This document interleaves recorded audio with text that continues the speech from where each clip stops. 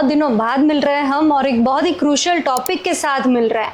अगर आप नौकरी कर रहे हैं तो ये वीडियो आपके लिए है। अगर आपको भी आपके बॉस सैलरी टाइम पे नहीं देते हैं या रातों रात बिना नोटिस के निकाल देते हैं और अगर आप उन पे केस करते हैं तो आपका केस लेबर कोर्ट में जाएगा। अब उसके बाद आपके केस के साथ क्या होगा, चलिए वो समझते हैं। Neither I have a bot stand nor I am gonna invest on that, क्योंकि इतने पैसे नहीं है। एनीवेज, कभी सोचा है कि कंपनी कॉन्ट्रैक्ट पे वर्कर्स को क्यों हायर करती है as compare to permanent? For example, दो लोग हैं, हर्ष और राज। हर्ष परमानेंट है और राज कॉन्ट्रैक्ट पे है, तो कंपनी हर्ष को एक दिन में टर्मिनेट नहीं कर सकती, बिना बोनस दिए हर्ष को रख नहीं सकती, कम वेजेस नहीं पे कर सकती है, पीएफ और ईएसआई उसे देना पड़ेगा और 10 घंटे से ऊपर वर्क इलीगल माना जाएगा। वेरएस अगर आप कॉन्ट्रैक्ट बेसिस पे हो तो कंपनी वैसे लीगली देखने जाए तो नोटिस के बिना तो नहीं निकाल सकती है, लेकिन फिर भी आपको टर्मिनेट कर सकती है ये कह के कि आप तो कॉन्ट्रैक्ट बेस पे हो। दूसरा, आपको बोनस कम मिलेगा। तीसरा, पे भी कम मिल सकता है। पीएफ की कोई गारंटी नहीं है और आपको कभी कभी 10 घंटे से ऊपर काम करवाया जाएगा, जैसे प्राइवेट स्कूल्स में होता है। चलिए अब इंडिया का लेबर कोड सिस्टम समझते हैं हम। लेबर्स के लिए कवच बनाया गया है जिसमें industrial dispute act 1947, minimum wages act 1948 और ऐसे 40 लॉज बनाए गए हैं जिसमें फेयर पे, जॉब सिक्योरिटी ये सब देनी होगी, लेकिन असलियत कुछ और है। इंडिया का लेबर डिस्प्यूट सिस्टम काफ़ी कॉम्प्लेक्स है। अगर आप केस फाइल करते हो तो पहले आपका केस कंसिलिएशन ऑफिसर के पास जाएगा, वहाँ से लेबर कोर्ट में जाएगा।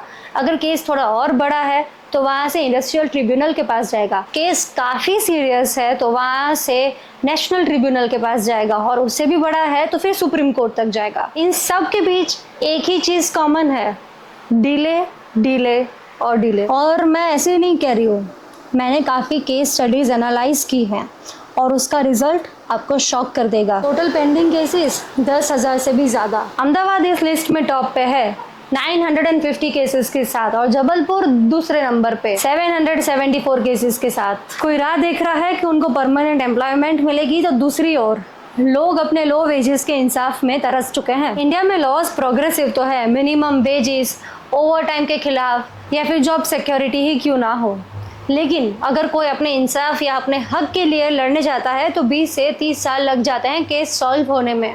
मतलब कि justice delayed is equal to justice denied.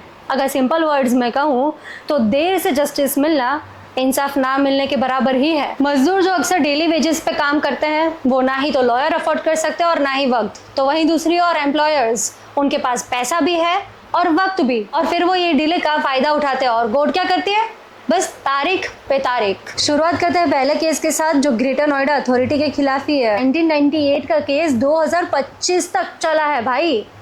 अब कर्मचारियों को चाहिए क्या था, बेसिक परमानेंट एम्प्लॉयमेंट, जो वो फुल टाइम काम करते थे और उनको कभी भी निकाला जा सकता था, उसके बदले एक सिक्योरिटी चाहिए थी, और दूसरा नियमित सैलरी। अब सोचो 1998 का केस 2025 तक सॉल्व हुआ है, उसमें 25 से 26 लोग मर चुके हैं, आधे रिटायरमेंट के एज क्रॉस कर गए हैं। क्या फायदा इसका भाई? इन्होंने तो वर्कर्स के साथ गजब नाइंसाफी की है। Mahanadi coal field limited versus Brajraj Nagar coal mines worker union 2024। अब इन्होंने कर्मचारी से काम तो फुल टाइम करवाया लेकिन कॉन्ट्रैक्ट बेस पे रखा गया था।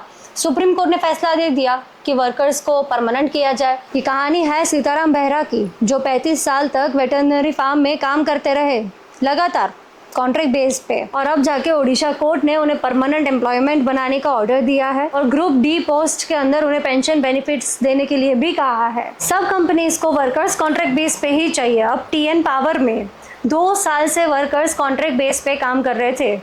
मद्रास हाई कोर्ट ने कहा अगर 2 साल लगातार फुल टाइम काम किया है तो उस वर्कर को परमानेंट होने का हक है। राजेश देशमुख को बालोद डिस्ट्रिक्ट कोर्ट ने डिसमिस कर दिया बिना किसी नोटिस के। फिर छत्तीसगढ़ हाई कोर्ट ने उन्हें फिर से जॉब पे रखा, 50% वेजेस भी दिए, लेकिन 9 साल के बाद। 9 साल वक्त कम है, वरना बाटा स्ट्राइक से लेके और ऐसे कितने केसेस हैं जो डिस्कस किए जा सकते हैं।